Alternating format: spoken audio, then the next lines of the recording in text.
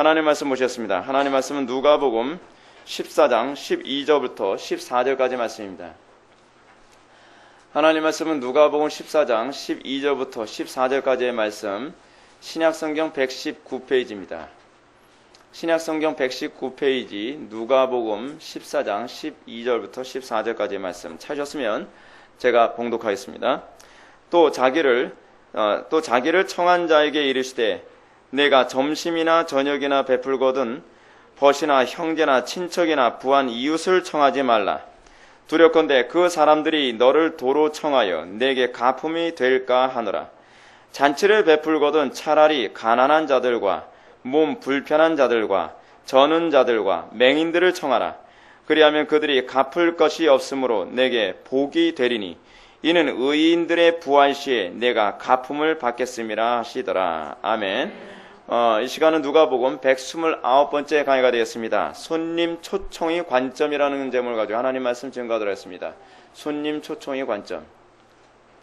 우리는 지난 시간에 손님으로 초청을 받은 이 사람들이 어떤 태도를 견지해야 되는가라고 하는 부분에 관해서 우리가 살펴봤습니다.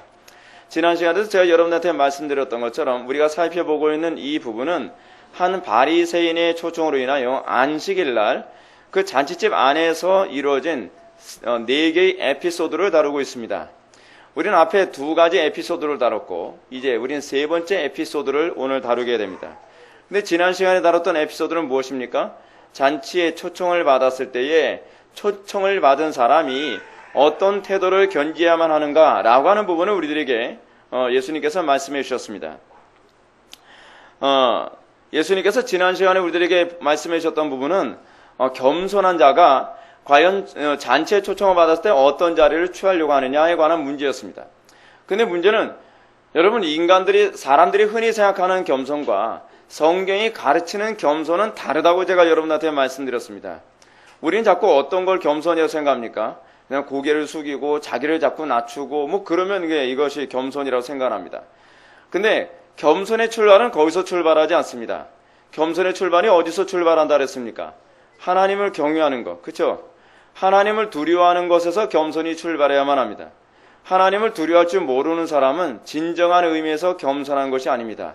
그 사람들은 겸손을 가장하여 그 교만을 감추고 있는 것에 불과합니다. 그렇기 때문에 겸손으로 그 교만함을 감추고 있는 사람들의 특징이 무엇이냐면 어려움에 처했을 때 그 실체가 드러나야 됩니다. 여러분들 어떻습니까? 편안할 때는 누구나 다 천사처럼 행동합니다. 그렇죠? 어려움 없을 때 누구나 다 신앙이 좋은 것처럼 행동을 합니다. 근데 어떨 때 그 실체가 드러납니까? 고난의 때입니다. 고난의 때에 정말 하나님 말씀이 이것이니까 굴복하겠느냐? 겸손한 자만 굴복합니다. 교만한 자들은 여러 가지 이유를 대면서 하나님이 어리석고 내가 지혜롭다는 식으로 모든 일에 행동을 합니다. 지난 시간에 우리가 그 잔치와 초청을 받음에 관해서 얘기할 때에 이 얘기가 어떤 관점에서 이해되어야 된다고 했습니까? 단순히 인간관계 안에서의 어떤 윤리 도덕을 우리에게 가르치는 것이 아니라고 했습니다. 우리는 자꾸 성경을 읽으면서 거기서 윤리 도덕만 끄집어내는 경향이 많이 있는데 그것은 아무 유익이 없습니다. 지난 본문에서 우리들에게 얘기하는 바가 무엇입니까? 하나님 나라 천국 잔치 초대를 받았을 때, 이거를 이제 쉽게 얘기해서 뭐예요? 전도를 받았을 때 그런 얘기 아닙니까? 전도를 받았을 때 어떤 사람이 높은 자리에 올라가느냐? 높은 자리에 올라간다는 것은 무슨 얘기예요? 구원받음. 그렇죠? 하나님의 은혜 받음을 얘기하는 거죠. 어떤 사람이 하나님의 은혜의 대상자가 되고 어떤 사람이 하나님의 은혜로부터 떨어져 나가느냐? 어떤 사람이 하나님의 은혜의 대상자가 된다 그랬습니까? 겸손한 자입니다. 겸손한 자. 성경에 틀림없이 말씀하고 있는 것처럼 하나님께서는 겸손한 자에게 은혜를 베푸시고 교만한 자를 물리치십니다. 근데 그 겸손의 정의가 뭐라 그랬습니까? 여호와를 경외하는 것, 하나님을 경외하는 것이 겸손한 것입니다. 하나님의 말씀이라면 무조건 부복하고 하나님의 말씀이라고 한다면 내 생각과 틀려도 복종하고 내 경험과 달라도 복종하고 내가 가지고 있는 어떤 지식과 달라도 복종하는 것. 여러분 그래서 구약에서는요 믿음과 동의어가 뭐라 그랬죠? 순종이에요. 순종. 여러분 구약의 언어를 잘 하셔야만 합니다. 구약에서 순종이란 말은 행위의 개념이 아니에요. 구약에서 순종이라는 개념은 믿음을 표현하는 또 다른 방식이에요. 그래서 사울 왕이 순종하지 않았을 때 하나님께서 사무엘을 통해서 뭐라고 말씀하셨죠? 순종하지 않는 것은 뭐예요? 사슬의 죄와 같은 거예요. 사술의 죄. 뭐예요? 마술을 하는 거와 같다는 거예요. 순종이 제사보다 낫다고 얘기하고 있죠. 순종하지 않는 건 믿음이 없는 거예요. 그 관점이 예수님에게서는 뭐라고 얘기합니까? 두 아들의 비유로 말씀하시죠. 첫째 아들에게 너 포도원에 가서 일하라 하는데 처음에는 싫어했다가도 가서 일을 하고, 하나에는 예 알겠습니다 해놓고 나서 안 하고. 어느 쪽이 진정한 믿음이라고 예수님이 말씀하시는 거예요? 처음엔 노 했지만 결국 순종이 믿음이라는 거예요. 순종이. 그러니까 여러분, 우리가 이 관점에서 봤을 때 누가 하나님의 은혜를 잘 받습니까? 어떤 사람이 하나님의 은혜를 잘 받는다고 성경 우리들에게 가르치고 있습니까? 어린아이와 같은 자들. 어린아이와 같은 자들. 겸손한 자들이에요.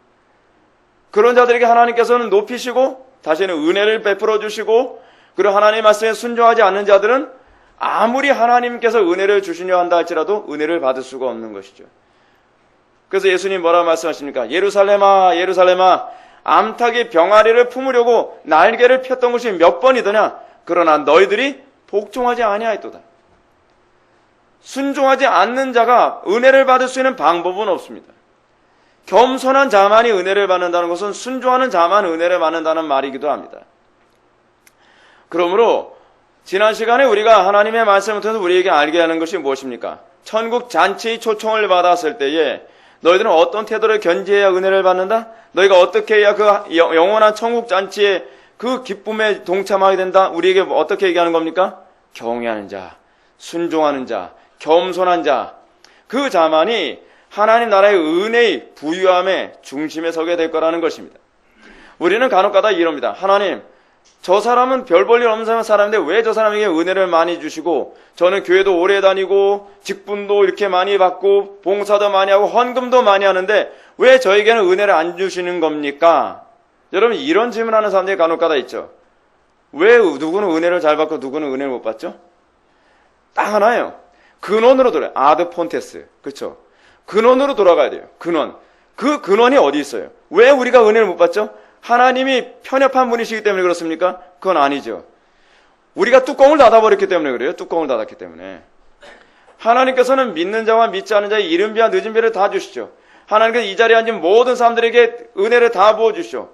근데 뚜껑을 닫아버리니, 교만이라고 하는 뚜껑을 닫아버리니 은혜를 받을 수가 없는 것이죠.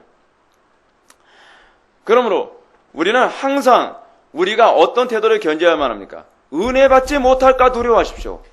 은혜 받지 못할까봐.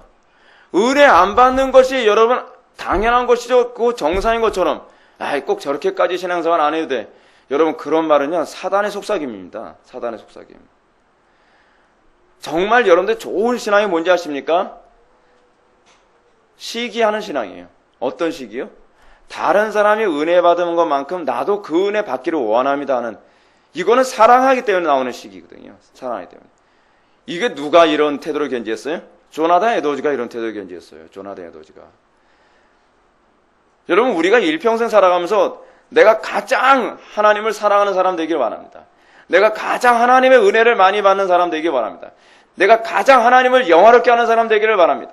내가 가장 하나님의 사랑을 많이 받는 사람 되기를 바랍니다. 여러분, 이런 마음의 자세로 살아가십시오. 여러분들이 정말로 하나님을 사랑한다고 한다면, 여러분, 여자들은 좀 이 질투심이 강하잖아요. 근데 이 질투심 강한 게 하나님의 속성 중에 하나예요. 하나님은 어떤 하나님이요? 질투의 하나님. 그래서 여자들은 얼마나 질투심이 강해요. 얘도 자기가 좋아하는 남자였는데 잠깐 그 남자가 한눈만 봐라도 막 질투하잖아요. 근데 하나님께서 왜 그걸 우리에게 주셨느냐? 하나님이 그렇다는 거예요. 하나님이 어느 정도로 우리가 우상에게 눈 돌리는 걸 싫어하시는가? 그리고 우리가 어떤 태도를 견져야 된다? 어쩌지 하나님의 은혜를 조금이라도 더 받을까? 그거 가지고 고민하는 게 그게 정상적으로 하나님을 사랑하는 믿음의 사람이라는 거예요. 여러분, 하나님을 진짜 사랑한다고 하면서 은혜 받아도 그만 안 받아도 그만, 그런 태도 할 수 있습니까? 없습니까? 없죠. 그건 가짜죠. 사랑하는 척하는 거죠. 항상 더 많은 사랑을 받으려고 애를 써야죠. 그것이 정말 사랑한다는 자에게 나타나는 특징 아니겠습니까? 예배 시간마다 어찌하든 내가 은혜를 못 받을까 봐 두려워하십시오. 내가 다시는 은혜 받을 기회가 없을까봐 두려워하십시오. 오늘은 내가 반드시 은혜를 받아야 된다라고 하는 그런 태도를 가지고 예배에 참여하십시오. 흐리멍덩하게 예배드리지 마세요. 저는 사실은 흐리멍덩하게 예배드리는 불성실한 모습을 볼 때마다 그 분노를 참을 수가 없어요.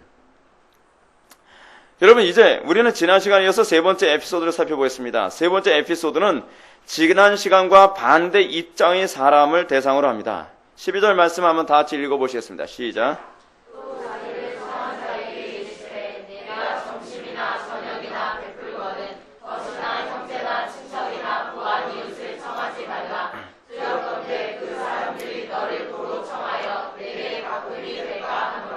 아멘.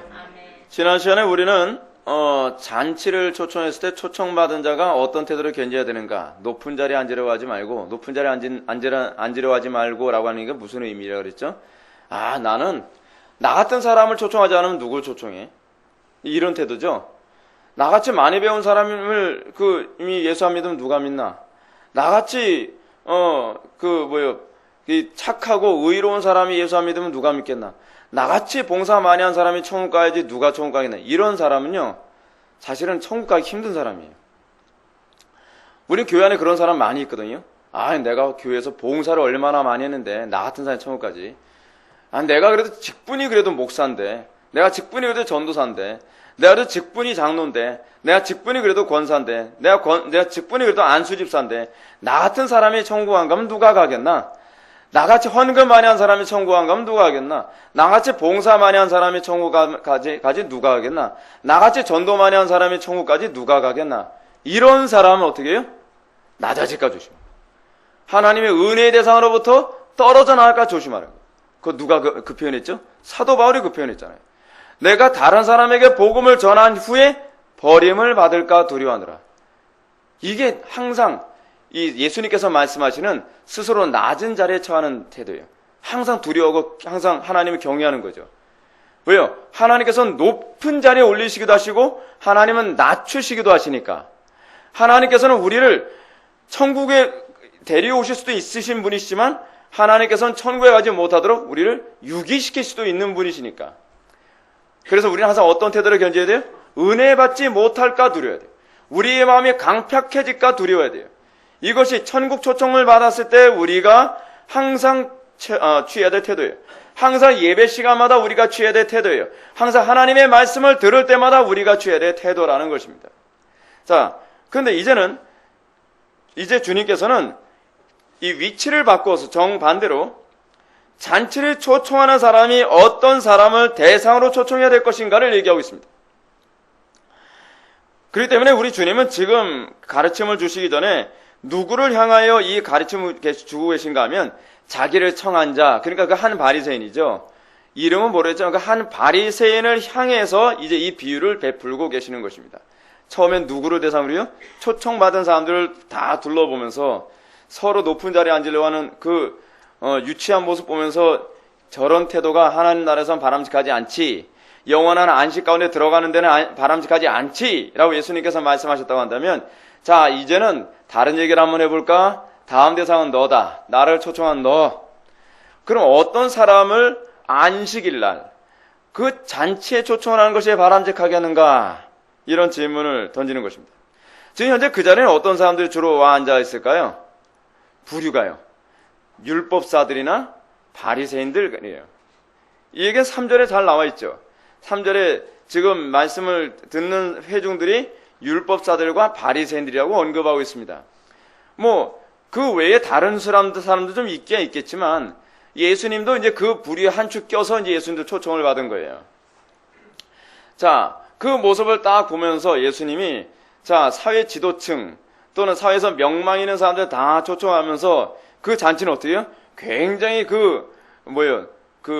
이 분위기가 그랜드하겠죠. 그죠? 딱 모이면 다들 막 삐까뻔쩍한 사람들 다 모였으니까 분위기가 얼마나 럭셔리하겠습니까? 그러면서 자 봐라, 우리 잔치는 이렇다. 우리 잔치는 너 같은 것들 배우지도 못하고 가진 것도 없는 것들은 어디 끼지도 못하는 잔치야. 이런 분위기 안에서 아주 고고한 자세로 서로 이제 잔치를 즐기면서 고상한 표현을 사용하면서 이렇게 사람들이 잔치를 드리고 있을 거라는 거예요. 자, 우리가 이 잔치를 바라보면서 우리가 두 가지를 항상 염두에 둬야 됩니다. 첫 번째는 뭐예요? 이 잔치가 어느 날이에요? 안식일이라는 거. 항상 우리가 이 본문 네 번째 이 에피소드까지 가면서 여러분 항상 이걸 염두에 두셔야만 합니다. 그리고 이 지금 현재 초청받은 사람들이 누구예요? 종교 지도자들이 주로 주류를 차지하고 있다는 거예요. 그럼 예수님께서 자신의 잔치에 초청한 자에게 무엇이라고 말씀하셨는지 봅시다. 본절에 보면 예수님은 그 사람에게 너희가 점심이나 저녁이나 베풀거든 벗이나 형제나 이웃이나 부한 이웃을 청하지 말라. 두렵건대 그들이 너를 도로 청하여 내게 가품이 될까 하노라 라고 말씀하십니다. 지금 잔치를 초청한 이 한 바리새인이 얼마나 무한하겠습니까? 아니 기껏 사람들 초청해 왔는데 이렇게 하지 말라고 지금 충고하고 있는 거예요. 속으로 그렇게 했죠. 네가 뭔데? 그 소리 나오지 않겠습니까? 지금 주로 종교 지도자들, 다시 얘기하면 유대 사회 안에서 굉장히 명망 있고 재력 있고 뭐 좀 파워풀한 사람들이 다 모였습니다. 우리가 이 구절을 이해하기 위해서 유대 문화를 잠깐 이해해야 되겠죠. 유대 문화에서는 안식일날 아침 저녁으로 사람들이 초청해서 같이 잔치를 하는 그런 분위기가 있었나 봅니다. 그래서 그런 분위기를 염두에 두고 예수님께서 우리들에게 그런 말씀을 하시는 거예요. 그리고 예수님은 지금 강경하게 이런 문화 자체, 어떤 뭐예요? 내가 좋아하는 사람 또는 내가 봤을 때 그 좀 있어 보이는 사람을 초청하는 태도에 관하여 예수님께서 비판하고 계시는 거예요. 자, 그냥 아예 노골적으로 여러분한테 말씀드릴까요? 여러분 전도 어떤 사람 합니까? 그 얘기예요. 너희들은 전도를 어떤 사람을 대상으로 전도를 하니? 있어 보이고 인격적으로 괜찮아 보이고 좀 배운 것 같고 그리고 뭐 좀 신사적이고 괜찮은 사람들 그러지 말라는 거예요. 하나님 나라에 초청받는 사람들은 그런 사람들이 아니라는 거예요. 그럼 어떤 사람을 잔치에 초청해야 된다는 것인가? 13절의 말씀에 보면 예수님은 잔치를 베풀거든 차라리 가난한 자들과 몸 불편한 자들과 저는 자들과 맹인들을 청하라. 여러분 바리새인이 이런 사람 청하겠습니까? 바리새인들이 봤을 때 이 미천한 인간들을 자기의 이 잔치상에 청하고 싶겠냐 말이에요. 여러분 이거를 우리가 좀 바꿔서 얘기합시다. 우리 집이요 카페트가 깔리고 집이 으리으리하고 분위기가 굉장히 좋아요. 근데 잔치를 청하는데 여러분 항상 집안 분위기가 그러면 어떻게 해요? 거기에 걸맞는 사람들을 초청하고 싶어 하죠. 예. 그 앞마당만 하더라도 한 100평 정도 딱 되는 데에다가 무슨 바이올린도 키고 한쪽에서 분위기 딱 잡고 음악도 막 굉장히 럭셔리한데 거기다가 손님을 초청할 때 어떤 사람 초청하겠습니까? 지금 예수님 뭐라 했냐면 눈먼 사람, 병든 사람 또는 불구자, 그 참 가난한 사람, 초라해가지고 별 볼 일 없는 사람, 그런 사람들이죠. 그 맹인, 이런 사람들 초청해서 이 안식일날 잔치하면서 즐기라는 겁니다. 여러분 그렇게 할 것 같습니까? 우리 그렇게 하고 싶지 않습니다. 근데 중요한 문제는 뭐냐면 이 부분이 우리에게 윤리도덕에 관한 얘기를 하고자 얘기하고 있는 건 아니라는 거예요. 이게 윤리도덕적으로도 우리가 좀 필요한 부분이에요. 교회 공동체 안에서도 요즘 대부분의 교회 안에서 이런 현상이 많이 나타난다는 거예요. 배운 사람은 배운 사람들끼리, 가진 사람들은 가진 사람들끼리, 못 가진 사람은 못 가진 사람들끼리 이렇게 부류가 나눠가지고 교회 안에서 이런 현상이 나타나는데 그게 교회입니까? 성도가 교통하시면 믿사오며 라고 얘기한다면 같은 신앙 고백을 한다면 못 배운 사람들과 배운 사람, 가진 사람과 못 가진 사람, 사회적으로 천한 사람과 높은 위치에 있는 사람이 서로 형제 관계로서 서로 교통을 해야죠. 그게 초대교회의 모습이기도 했어요. 예수님은 그러한 부분을 다 깨뜨리고 있는 거예요. 그런 부분을요. 그래서 근데 문제가 뭐냐면 이 가르침을 과거에 문자적으로 이거를 받아들였던 사람들이 있어요. 그러니까 종교개혁 이전 시대에 대륙은 로만 가톨릭이고 영국 같은 경우에 이걸 문자적으로 받아들여서 어떻게 이해를 했냐면 구제를 마구잡이로 했어요. 구제를요. 그래서 그러니까 아무런 대가를 같은 거 염두에 두지 않고 가난한 사람, 모은 사람 그거를 그냥 계속 돈을 막 줘버리니까 어떤 현상이 나타날까요? 직업적인 동양아치 계급이 양산됐대요. 그리고 방종하고 게으름을 조장하는 결과를 초래하고 그리고 이 사회가 오히려 더 일하기 싫어하는 풍토가 돼버리고 말았다는 거예요. 그래서 라엘 감독의 표현에 의하면 그리하여 결국 부조리와 고통을 덜어주려고 베풀었던 자선이 오히려 부조리와 고통을 더욱 증가시키게 했다라고 그렇게 얘기했습니다. 여러분 이거 오늘날 우리나라 안에서 너무 복지를 남발하는 거하고 너무 똑같지 않습니까? 이거 역사 안에서도 이미 나타나고 있는 부분이에요.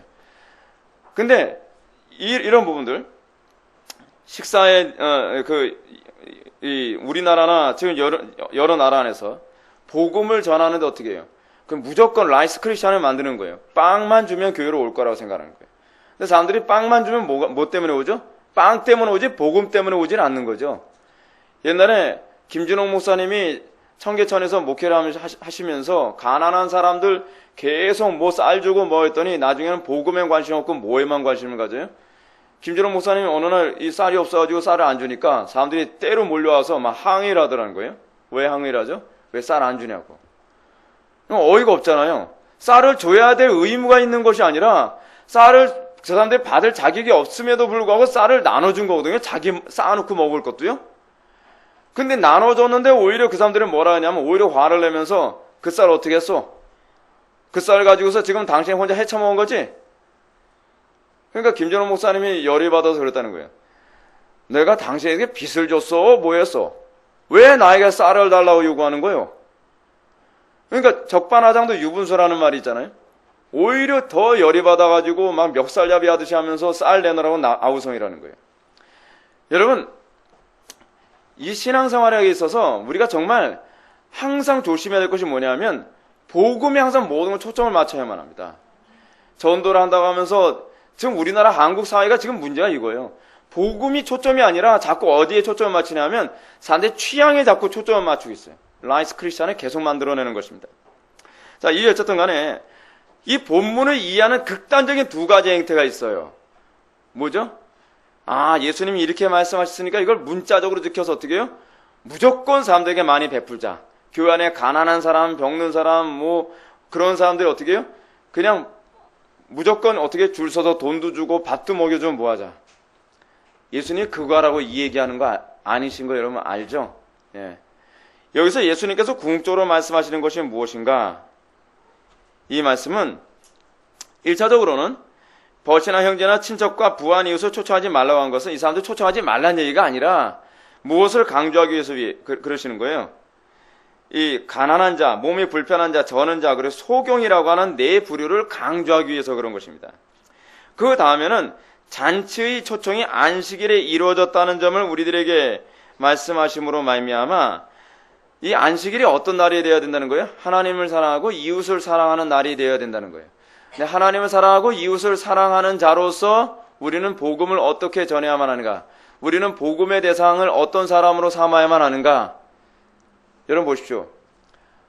안식일 날 정말 잔치가 되어야 되는데 불구하고 가난한 자, 맹인, 그리고 불구자들, 이 사람들은 안식일 날이 잔칫날이에요? 아니면 안식일 날이 힘들고 오히려 더 괴로운 날이에요? 힘들고 괴로운 날이죠. 복음의 대상이 누가 돼야 돼요? 중요한 얘기가 이거예요. 오늘날 우리는요, 복음을 어떤 사람한테 전하려고 하는지 아십니까? 마음이 부유한 사람한테 자꾸 전하려고 그래요. 마음이 부자인 사람은요, 복음의 가치를 몰라요. 마음이 부유한 사람들은 어떤지 아십니까? 예수님께서 말씀하신 것처럼 뭐를 진주를 누구에게 주지 말라? 돼지에게 주지 말라. 그 얘기하고 똑같은 개념이에요. 지금요. 잔치, 안식일 날에 잔치를 하는데 잔치의 부유함을 누리지 못하는 사람들이 있다는 거예요. 그들하고는 정말 잔치의 부유함을 사모하는 자들이 있는데 그들에게 복음을 전하라는 겁니다. 오늘날 우리가 복음을 전해야 될 대상들이 무엇입니까? 목숨을 끊으려고 정말 인생에 고민하는 사람들, 그리고 몸을 팔면서 자기 인생의 비참한 가운데 어떻게 살아야 될지 고민하는 그 창기들, 때로는 조폭 같은 사람들, 때로는 인생에서 오로지 다른 거 어떤 것에 소망이 없다고 생각하는 절망 가운데 있는 사람들. 근데 교회 안에 요즘 어떤 사람들이 많습니까? 마음이 부유한 사람들이 많아요. 마음이 부유한 사람들이라는 게 어떤 사람이죠? 그리스도 없어도 별로 불편함을 못 느끼는 사람들이에요. 여러분, 성경은 전도를 아무에게나 막 하고 아무나 막 끌어들이라고 얘기하고 있지 않습니다. 오늘날 왜 교회가 쑥대밭이 됐는가? 오늘날 복음을 필요로 하는 자들에게 복음을 전하라는 성경의 가르침을 너무 일방적으로 무시해버리고 있어요. 우리는 복음을 어떻게 전하죠? 오늘날요? 강제로라도 예배당을 채워놓으면 그 사람들 나중에 믿음 들어갈 것이다. 성경에 그런 가르침이 있습니까? 어떻게 성경에 그런 가르침이 없는데 우리는 그렇게 성경을 이해하면서 우리는 전도를 하죠? 전도는요, 하나님께서 택한 사람이 있어요. 택한 사람이라는 게 어떤 개념이냐면, 제가 먼저번에도 여러분들한테 말씀드렸던 것처럼 불가항력적 은총 가운데 있는 사람이에요. 그 마음이 가난해져서 복음의 진리를 사모하는 사람들이 있단 말이에요.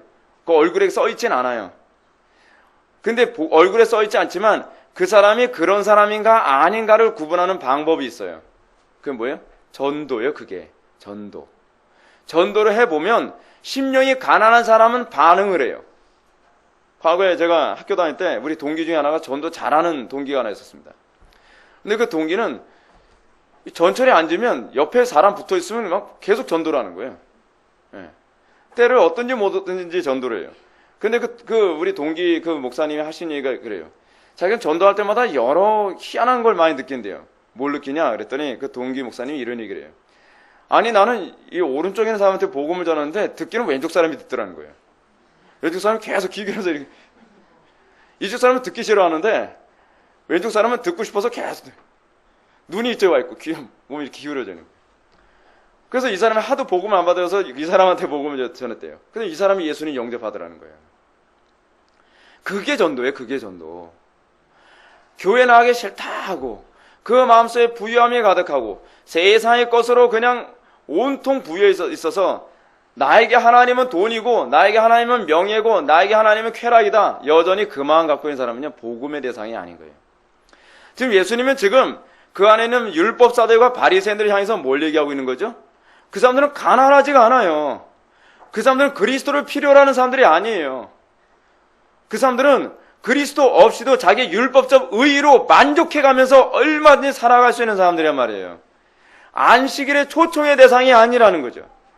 어떤 사람이 안식일의 초청의 대상이에요?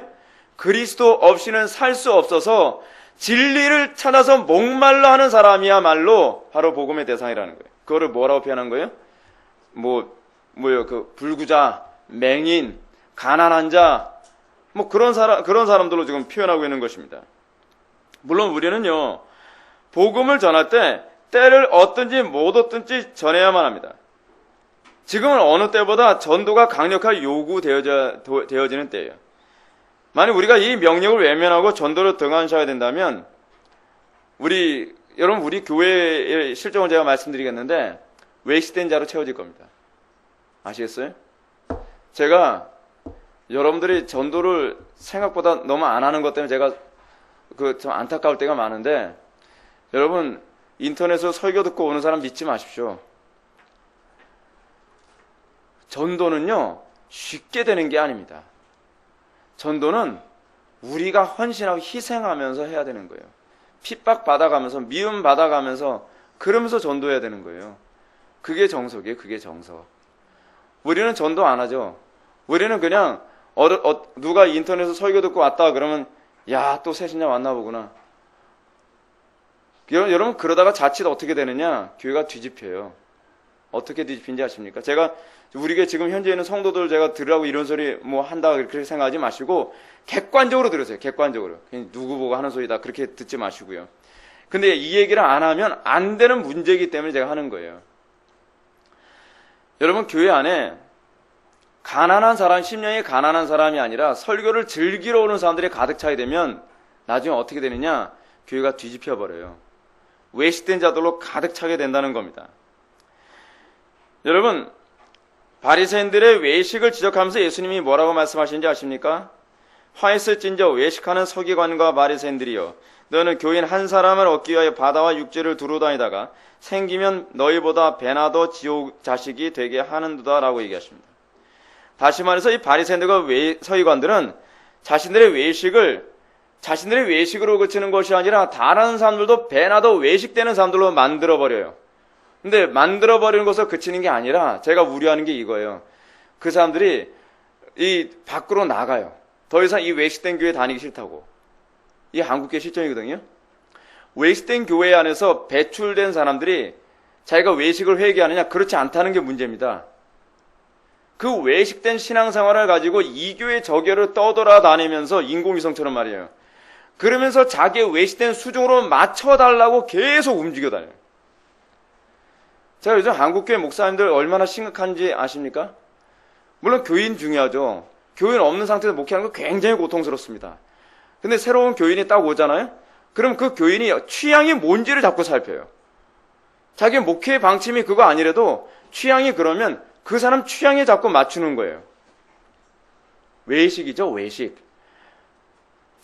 아까도 제가 설교 전에 여러분들한테 말씀드렸던 그런 교회들. 그러니까 이런 외식의 몸에 익어 있는 사람들이 이 교회 저 교회 다니면서 자꾸 무슨 노릇을 하려고 하냐면 주인 노릇을 하려고 그래요. 어떻게 하죠? 내가 이 교회 왔으면 그래도 좀 이렇게 해줘야 되는 거 아닙니까? 우리 교회 왔다가 제가 그런 거 제가 여러 번 경험했었거든요. 오자마자 어떤 분은 이런 얘기 합니다. 목사님, 이게 참 좋은 것 같은데요. 뭐 하나 만들어주세요. 그 제가 굉장히 황당했어요. 우리 교회 오자마자 그 주에 무슨 프로그램을 만들어 달라는 거예요. 그래서 제가 하도 어이가 없어서 저는 그거 만들 의향이 없어요. 왜냐하면요, 그게 성경적이지 않기 때문이에요. 그리고 성도님이 그걸 원하시면 그 교회 가세요. 우리 교회 오실 필요 없어요. 우리 교회는 아무리 오셔도 만들 의향이 없습니다. 기분이 언짢대요. 언짢은 문제가 아니죠. 누가 언짢은데 제가 더 언짢은데. 아니 요구를 해요. 요즘 교인들은 내가 왕이라고 생각하는 거예요. 성경이 뭘 원하냐가 아니라 자꾸 내가 원하는 어떤 것을 교회 안에 만들어 주시고 교회는 자기 중심으로 움직여져야 된다고 생각하는 거예요. 여러분, 그런 사람은 전도의 대상이 아닙니다. 저는 그런 사람이 올 경우에는요, 이 사람은 전도의 대상이 아닌 사람이 왔구나. 부자 또는 이 바리새인, 서기관 이런 사람이구나. 그럼 딴 데 가라 그래요, 저는요. 신앙의 기본이라는 게 있거든요. 신앙의 기본이라는 거. 하나님의 말씀을 듣는 데서 기본 자세라는 게 있거든요. 근데 신앙의 기본부터가 잘못됐어요. 근데 그 잘못된 게 누가 만들었냐? 사실은 목회자들이 이렇게 만들어놔요. 그래서 배나더 지옥자식을 만드는 거예요. 배나더 지옥자식. 힘든 문제입니다. 힘든 문제예요. 오늘 한국교회가 제가 지금 심각한 게 뭐냐면 이런 외식된 신자를 만드는 교회들일수록 전도를 더 열심히 해요.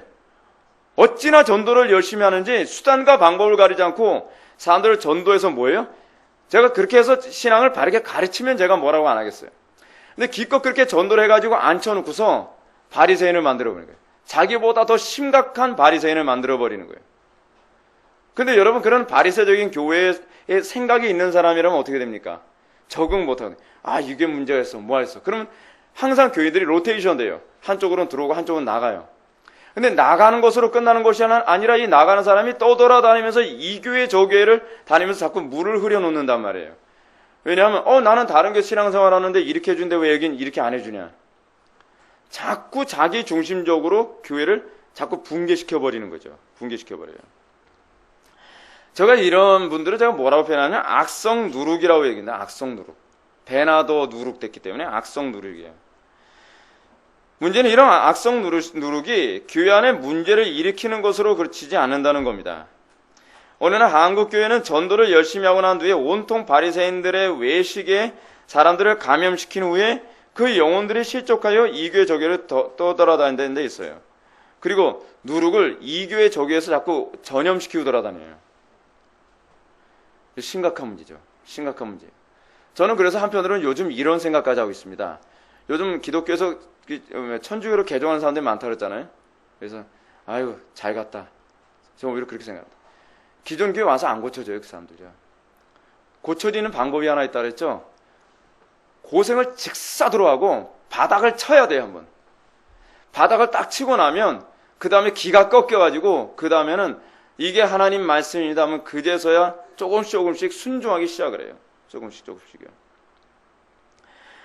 여러분, 신앙이라고 하는 것은 어떻게 시작해야 되냐면 진리에 대한 목마름에서 시작하는 거예요. 어떤 사람은 나는 성가대가 좋아서 이 교회에 왔다. 그럼 이제 목사님들 어떻게 하냐면 그 사람 성가대하는 거 좋아하니까 어떤 성가대도 만들어요. 성가대가 아니면 중창단이라도 만든다는 거예요. 저는 그런 얘기 들을 때마다 정말 이거 웃어야 되나 울어야 되나 가슴이 답답해져요. 오늘날 상당수의 교인들이요, 진리에 대해서 관심이 없고 친교가 좋아서 온다든지, 그렇지 않으면 교회 안에 예를 들어서 이런 서울의 큰 대형 교회는 이런 경우가 있지 않습니까? 교회 안에 포스타나 3스타 같은 사람도 있어요. 또 국회의원 같은 사람도 있어요. 어떤 대기업의 회장 같은 사람이 있어요. 그럼 그 사람에게 잘 보이려고 그 교회를 다니는 사람도 있어요. 그런 사람들은 다 정리를 해버려야 돼요. 그런 사람들이 교회에 오면 교회를 자꾸 이상하게 만들어버려요. 자꾸요.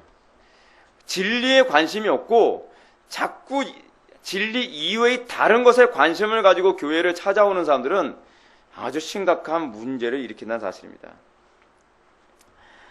자, 물론 제가요, 인터넷을 보고 우리 교회 찾아오신 분들에서 제가 정죄하고자 이런 얘기하는 건 아닙니다. 왜냐하면 우리 교회 찾아오신 분들 중에 상당수가 정말 진리에 목말라서 찾아오시는 분들이 많이 있기 때문에 그래요. 실제로 한국 교회가 진리가 제대로 선포가 안 돼가지고 이거 정말 진리 때문에 목말라서 이 교회 저 교회 찾아다니다가 우리 교회에 정착하게 되는 경우가 많이 있거든요. 그거에 대해서는 정말 환영이에요. 환영. 근데 저는 그런 환영도 사실 어떤 면에서는 장님 문고리 잡듯이 오게 된 것이라고 생각을 해요. 궁극적으로 우리가 애써야 돼요. 우리가요. 정말 복음에 목마른 사람이 누군가는 복음을 전해봐야 알거든요. 복음에 관심 없는 사람 억지로 데려오려 하지 마십시오. 근데 여기서 조심해야 될 게 하나 있어요. 제 말씀 오해해서는 안 될 게 뭐냐면 등록을 시키지 않아야 된다는 얘기지 설교를 듣는 자리에 오지 못하도록 막으라는 얘기는 아닙니다. 그 사람들이 와서 설교를 들어야 돼요. 성령 임재가 있는 예배를 같이 드리는 것도 굉장히 중요해요. 그 가운데서 어떤 사람은 내가 진짜 진리에 목말라 있구나를 그때 깨닫는 경우도 많이 있거든요. 그럴 경우에는 예배 가운데 회심하거나 복음에 대한 관심을 가지고 교회에 정착하는 케이스가 있어요.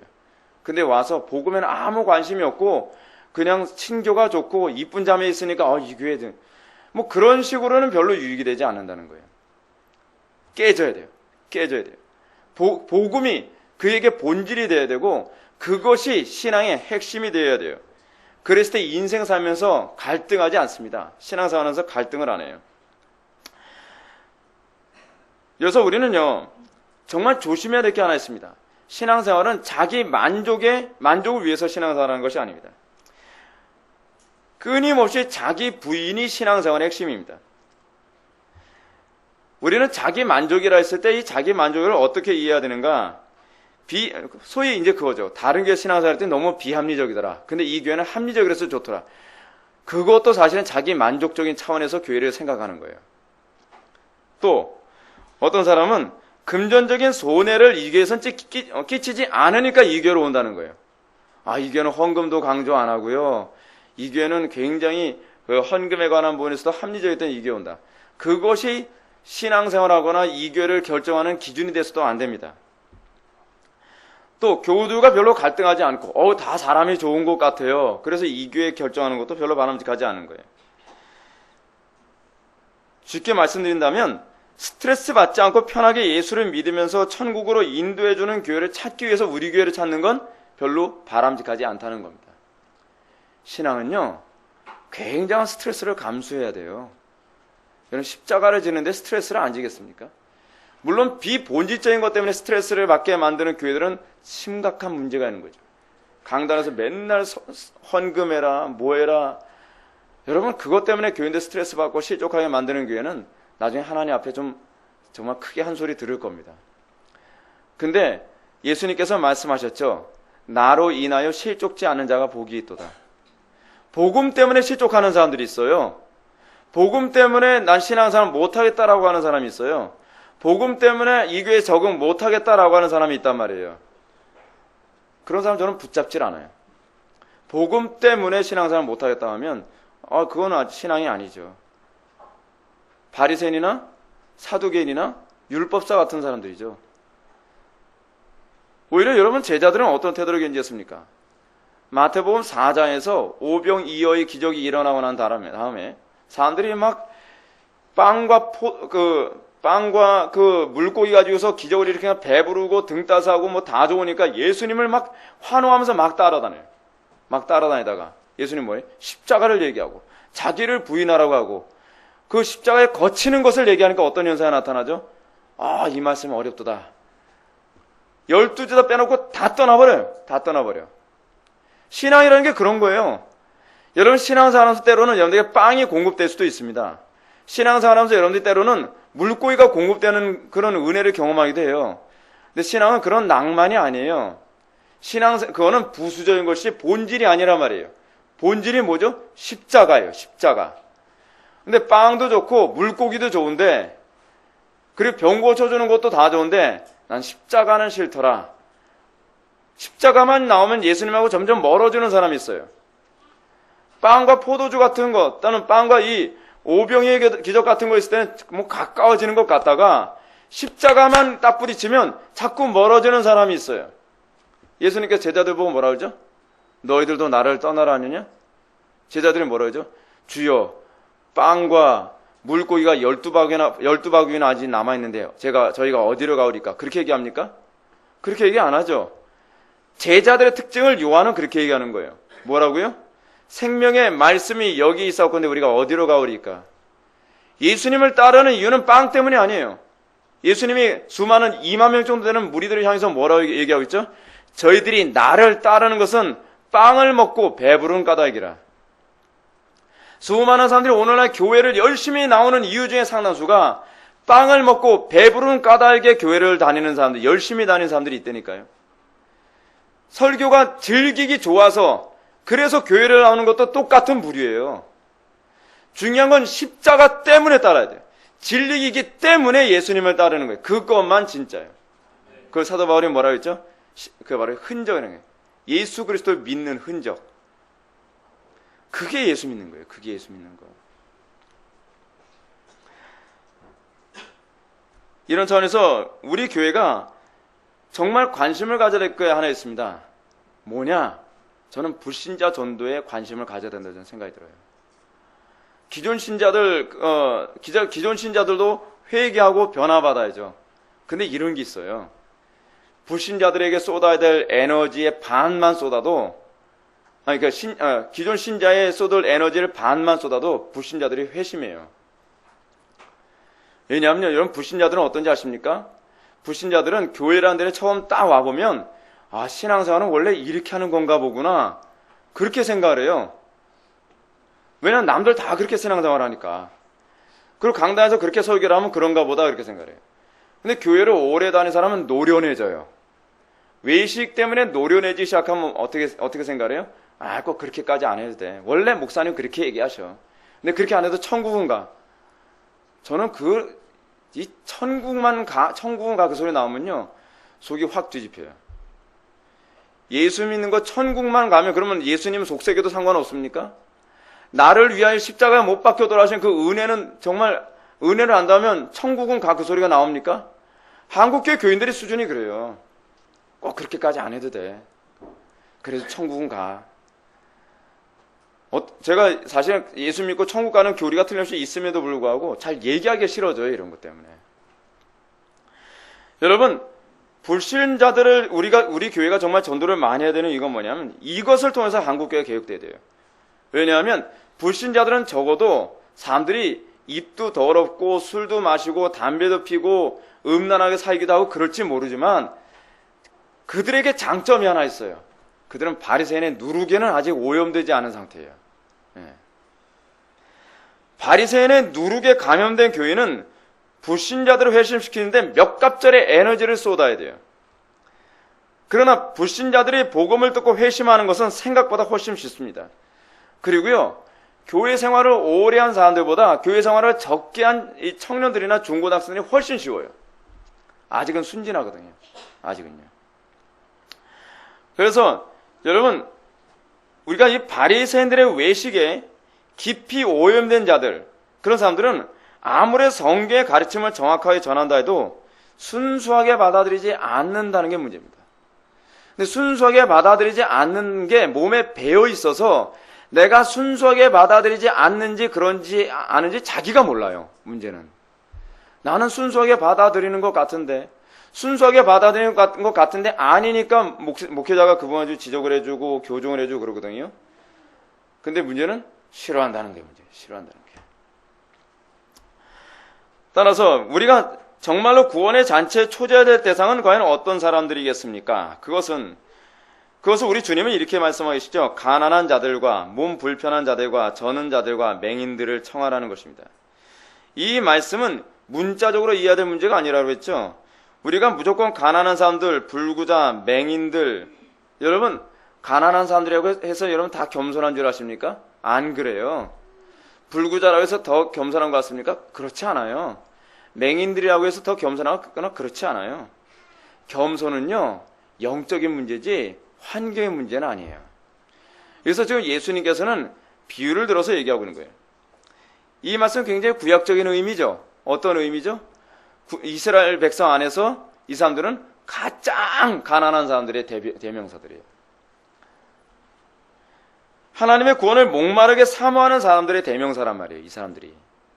심령이 지극히 가난하고 의에 줄이고 목마른 상태에 있는 사람들이 이렇게 표현을 해요. 이러한 사실을 어떻게 알 수 있습니까? 그 이유가 14절에 아주 잘 나와 있습니다. 14절 말씀 다 같이 한번 읽어보시겠습니다. 시작. 왜냐하면 그들이 갚을 것이 없으므로 내게 복이 되리니 이는 의인들의 구할 시에 내가 갚음을 받겠음이라 하시더라. 아멘. 여러분들이 진짜 심령이 목마른 사람인지 아닌지를 구분하는 방법이 뭔지 아십니까? 장애를 줘보면 알아요. 장애. 여러분 정말 배고픈 사람이 불구자라고 합시다. 그 배고픈 사람이 불구자라고 아니 난 몸 불편하니까 그 잔치집에 못 가. 그러겠습니까? 배고파 죽을 지경인데 목발을 짚고서라도 그렇지 않으면 다른 사람의 부축을 받아서라도 잔치집에 오겠죠. 안 먹으면 죽으니까. 맹인이 안 보인다고 아예 나 안 가. 안 간다고 하는 사람들이 공통점이 있어요. 왜냐하면 안 가도 먹을 것이 풍요로우니까. 그렇죠? 여러분 신앙생활 하면서 여러분 어떻습니까? 하나님 말씀 들어도 그만 안 들어도 그만 예배 드려도 그만 안 드려도 그만인 경우가 있어요. 근데 평소에 편안할 때는 다 신앙생활 열심히 하는 것 같죠. 근데 문제가 뭐냐면 장애가 딱 닥쳤을 때 오늘 어쩔 수 없어. 그럼 저는 그렇게 생각하죠. 배가 불렀구나 이제는. 먹어도 그만 안 먹어도 그만인 거예요. 여러분 우리 교회 성도들 조심해야 되는 게 이겁니다. 여러분들 예배 드려도 그만 안 드려도 그만 주일 낮 예배만 딱 드리면 뭐 그것으로 이제 다 채워지는 거라고 생각합니까? 회개하셔야 돼요. 제가 정말 부드럽게 얘기하지만 제가 오늘 이 설교하기 전에 제가 감정 섞이지 않고 정말 부드럽게 말할 수 있는 은혜 달라고 제가 기도하면서 제가 강단했었습니다. 회개하셔야 돼요. 회개하셔야 돼요. 제가 우리 교회 교인들이 때문에 더 신앙 좋을 거다 전 믿질 않습니다. 어려움에 처해도 생명의 말씀이 여기 있었건데 내가 어디로 가오리까 그렇게 되어야 돼요. 그러지 않으면 조금 어려운 일 있으면 교회 옮긴다는 소리도 나오고 조금 어려움이 있으면 어쩔 수 없어요 소리가 자꾸 나오는 거예요. 어쩔 수 없죠. 어쩔 수 없죠. 왜냐하면 그 안이라도 배가 부르니까. 여러분 이 사람들의 특징을 지금 뭐라고 말씀하시는지 아십니까? 갚을 것이 없는 자들이라고 얘기합니다. 그래서 갚을 것이 없는 자들이란 지난 시간에 언급했던 잔치의 높은 자리를 탐하는 자들과 반대되는 입장을 얘기합니다. 즉 자기 의의가 없는 자들을 말합니다. 자기 능력과 지혜와 힘과 위로는 하나님께 아무것도 내세울 것이 없는 자라는 것을 의미합니다. 여러분 예수를 믿으면 점점 그렇게 돼야만 합니다. 여러분들이 우리 교회에 처음 왔을 때보다 더 말씀을 사모하는 상태가 돼야 그게 정상적인 상태입니다. 여러분들이 우리 교회 오기 전보다 여러분들이 오고 난 이후로 점점 더 하나님의 은혜와 긍휼없이는 살 수 없는 존재라는 탄식과 안타까운 데 있는 것이 이것이 정상입니다. 그러지 않으면 여러분들 심령 상태는 교만해진 상태예요. 마음이 굉장히 부유해진 상태에 있는 거예요. 마음이 부유해진 상태. 여러분 설교를 듣는다고 해서 이것이 다 여러분들에게 약이 되는 게 아닙니다. 오히려 설교를 들은 것이 여러분들에게 하나님의 심판의 근거가 되는 겁니다. 설교의 역할이 두 가지예요. 그래서 제가 요즘에 이분과 진짜 심각하게 고민했습니다. 설교를 해도 변화되지 않고 아무리 설교해도 그냥 여전히 그렇게 살아가는 것을 나는 과연 어떤 태도를 견지해야 되는가. 그 부분에 대해서 성령께서 한 가지 조명을 주시더라고요. 너는 외치고 받아들이는 건 그 사람의 믿음에 의해서 나타나게 될 것이다. 믿고 받아들인 자는 변화를 받을 것이고 듣기만 하고 순종하지 않는 자는 네 설교가 심판의 근거가 될 것이다. 좋은 설교 너무 좋아하지 마십시오. 좋은 설교일수록 그리고 교리에 충실하고 본문을 정확하게 해석하는 설교일수록 여러분들은 하나님의 심판이 더 클 것입니다. 모르고 행한 자는 적게 맞을 것이고 알고도 행하지 않은 자는 많이 맞을 것이라고 얘기했습니다. 이거는 과장법이 아닙니다. 두려워해야 될 문제입니다. 한국교회 교인들이 좋은 설교를 찾아다니는 일종의 어떤 쇼핑 중독증에 걸려 있는데 좋은 설교 너무 좋아하는 것 같습니다. 좋은 설교 너무 좋아하지 마십시오. 좋은 설교일수록 부담스러워야만 합니다. 하나님의 진리의 말씀이 정확하게 선포되어질수록 더 노블레스 오블리주, 그렇죠? 많이 가진 자에게 많은 희생이 요구되어지는 것, 그걸 여러분들이 생각해야만 합니다. 마태복음 5장의 표현에 의하면 이 갚을 것이 없는 자들이란 어떤 사람이냐면 이 극빈자를 얘기합니다. 극빈자. 오늘날 이 시대의 교회가 염두에 두어야 할 전도의 대상은 바로 이런 사람들입니다. 자기 의에 가득하고 자기 잘난 맛에 살아가는 사람들을 교회 안에 억지로 끌어들여서는 안 됩니다. 이런 사람들을 교회 안에 자꾸 끌어들이려 한다면 자동적으로 교회는 그들의 취향을 맞출 수밖에 없습니다. 왜냐하면 하나의 흐름과 하나의 어떤 힘을 만들거든요. 세력을요. 그래서 여러분들이 어찌하든지 하나님의 복음에 정말 목말라하는 사람들 찾아서 그들로 하여금 복음을 듣고 그들이 일평생 살 수 있는 길을 열어주는데 초점을 맞춰야만 합니다. 여러분, 간혹가다 어떤 사람들이 이렇게 얘기합니다. 목사님, 그래도 사람들 데려다 놓고 자꾸 설교를 들으면 언젠가는 회심하지 않을까요? 여러분, 논리적으로 어떻습니까? 그럴싸하게 들리죠? 근데 그렇지가 않아요. 물론 그 중에서 회심하는 사람도 있어요. 그러나 이런 주장은 하나만 알고 둘은 모르는 주장입니다. 왜냐하면 한두 명은 모르지만 이렇게 복음에 관심이 없는 사람들 자꾸 끌어모아서 이 사람들이 30%만 되면요, 교회는 장악됩니다. 그런 사람들이 30%만 되면 강단에서 바른 설교를 한다는 것은 대단한 저항감을 느끼게 됩니다. 저는요, 개인적으로 다른 교회 청빙받아서 가는 걸 싫어합니다. 왜냐하면 제가 청빙받아서 가게 되면 어떤 결과를 초래하게 될지 저는 알기 때문에 그래요. 그게 초토화 날 겁니다. 공중분해될 거예요. 뭐 한 반 이상이 나간다 뭐 한다 그러고 뭐 그렇지 않으면 저 목사 내쫓아야 된다 뭐 한다, 틀림없이 그 싸움을 해야 될 거라는 걸 제가 알아요. 그렇지 않으면 제가 죽는다는 걸 알아요. 제가 강단 설교할 때 제가 항상 두려워하는 게 하나 있거든요. 회중에게 맞추면 내가 죽는다는 거예요. 그러나 내가 회중에게 맞추지 않으면 회중들이 살아요. 제가 영적으로 살려면은 회중들을 죽여야 되고, 제가 영적으로 죽는 쪽을 선택하고 육적으로 사는 쪽을 선택한다면 양쪽 다 죽게 됩니다. 그러니까 제가 청빙받는 걸 요새 좋아하지 않아요. 청빙받아서 가면 거기는 엄청난 대혼란이 일어나게 되어 있어요. 왜냐하면 그 외식부터 다 척결을 해야 되니까. 한국교회 외식 수준 아주 심각한 수준이거든요. 아마 예수님이 오시면 아마 혀를 내두를 겁니다. 혀를요. 근데 우리는 외식이 아주 쩔어가지고 마치 오이지처럼 쩔어서 내가 얼마나 외식에 쩔어 있는 상태인지를 전혀 몰라요. 전혀 몰라요. 오늘날 이 시대 교회들은 너무 성장주의에 심취해 있는 경향이 있습니다. 그래서 주님이 분명히 가르치신 말씀대로 전도하려 들지 않죠. 자꾸 쉽게 전도하려고 합니다. 정말 복음을 필요로 하는 사람들을 교회로 끌어들이려고 하는 것이 아니라 복음에 관심이 없는 떠돌이 신자들을 어찌하든지 교회 안에 자꾸 채워들려고 하고, 복음에 관심이 없고 교회가 주는 혜택에만 관심이 있는 사람들 어찌하든지 자꾸 미끼를 던져서 끌어들려 하면서 교회는 세상이 돼버리고 맙니다. 성경은 틀림없이 듣든지 아니 듣든지 복음을 전하라고 했지만 복음에 대해서 거부감을 느낀 사람들을 억지로 교인으로 만들려고 하진 않습니다. 그래서 세례라는 제도가 있는 겁니다. 적어도 그 신앙 고백에 순종하고 따를 의향이 있는 사람에게 세례를 주는 것이지, 복음을 듣고서도 계속 나는 그렇게까지 살 의향이 없다 라고 하는 사람들을 억지로 정식 교인으로 만들지 말라는 거예요.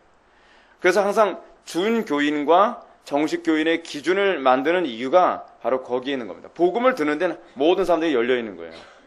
그래서 여러분들이 어찌하든지 한 명이라도 더 와서 예배당에서 설교를 듣도록 만들어야만 합니다. 그거는 우리가 해야 될 노릇이에요. 그러나 그 사람이 복음을 받아들이고 안 받아들이고는 하나님께 맡겨야 될 문제예요. 계속 기도하면서요.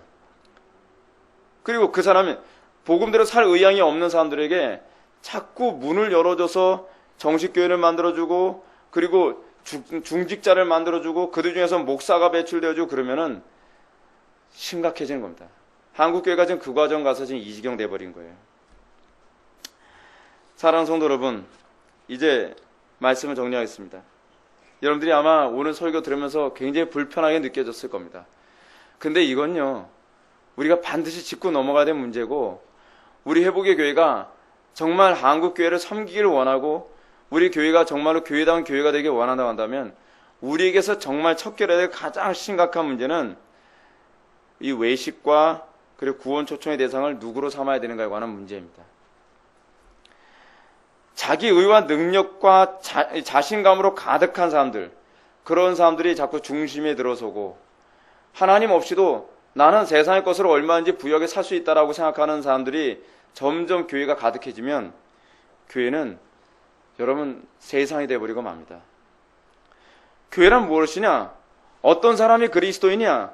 오직 은혜만을 바라보는 사람들입니다. 나는 은혜 없어도 나는 돈만 있으면 돼. 나는 은혜 없어도 나는 명예만 있으면 돼. 나는 은혜가 없어도 나는 행복하기만 하면 돼. 나는 은혜가 없어도 한국교회 교회인데 그래요. 은혜가 거저 주시는 하나님의 은총이라고 생각해서 은혜를 마치 아무 때나 자기가 원하면 구멍가게 가서 사 먹을 수 있는 아이스크림 하나 정도로 생각하는 경향이 많이 있습니다. 여러분, 그렇게 은혜를 가치 없게 취급하는 사람들 은혜 받을 생각 자체를 접으십시오. 하나님은 어떤 사람이 은혜를 주시냐? 은혜를 생명처럼 소중히 여기는 사람에게 은혜를 주십니다.